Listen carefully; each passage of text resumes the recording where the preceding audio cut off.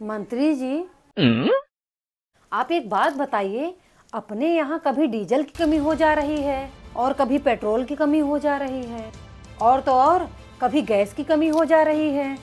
हमको ये समझ में नहीं आ रहा है मंत्री जी कि अपनी भारत देश में ना कभी दारू की कमी हो रही है, ना कभी सिगरेट की कमी हो रही है, ना ही कभी गुटखा की कमी हो रही है। आखिर ऐसा क्यों? एक बात बताइए हमको विधायिका जी, आपको विधायक का शपथ लिए कितना दिन हुआ? यही लगभग 1.5 से 2 महीना मंत्री जी। तभी अब नन्हा बालक क्या जाने सुहाग रात का स्वाद। अब बात कर रहे हैं आप दारू की कमी, सिगरेट की कमी और गुटखा की कमी।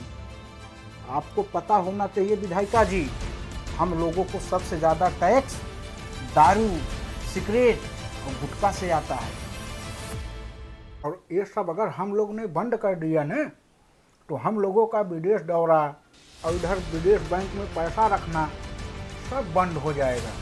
इसीलिए विधायिका जी, अपने देश में ना कभी दारू की कमी, ना कभी सिगरेट की कमी, ना कभी गुटखा की कमी होने दी।